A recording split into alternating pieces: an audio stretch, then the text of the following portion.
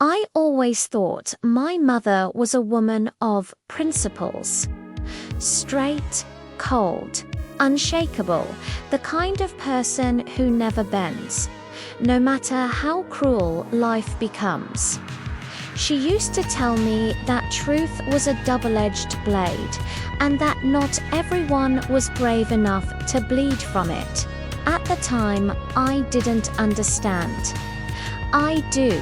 I grew up believing my father had died when I was a child. A car accident, she said. It was quick, sweetheart. He didn't suffer, and there was something in the way she said it, calm, final, that made me stop asking questions. It was like that story was a locked room in our apartment, and every time I got too close, the air turned heavy, like the truth itself was holding its breath. But locked doors have a way of calling you. I still remember the sound of rain against the window, the flickering TV light in the living room, and my mother sitting in silence, eyes lost somewhere far away. I was 16, and I thought that was just how grown-ups looked when they got tired of life. Now I know better. That look wasn't tiredness, it was memory trying not to surface. She'd stare at me sometimes like she was looking for something in my face, something that scared her, something that reminded her of him. Years went by. Life filled itself with ordinary noise. Work, studies, bills, birthdays.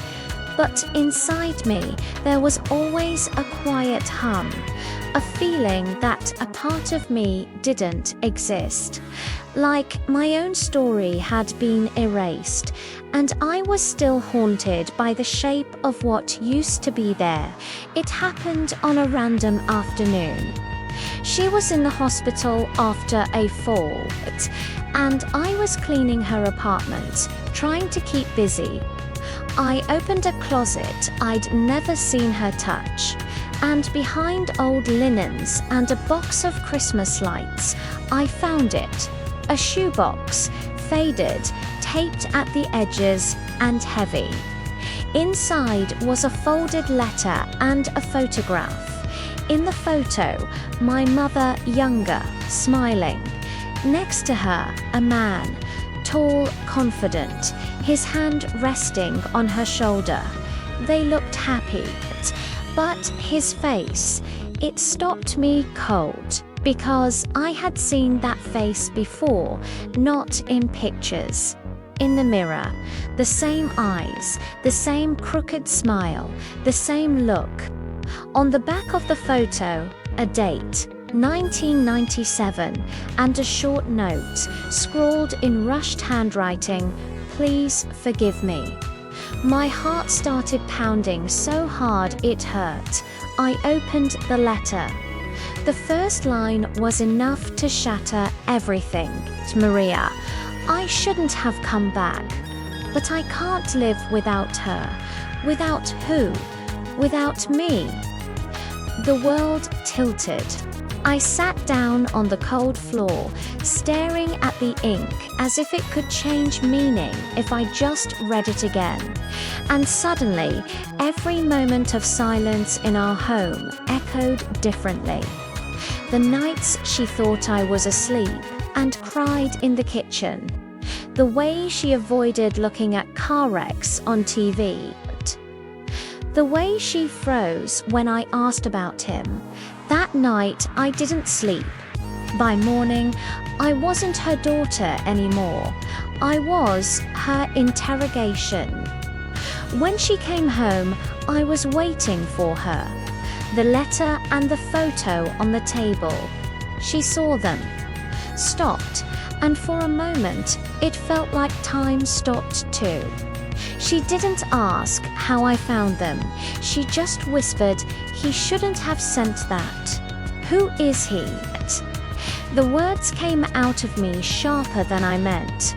Her face turned pale. Then she sat down slowly, as if her body couldn't carry the truth anymore. "He's your father," she said.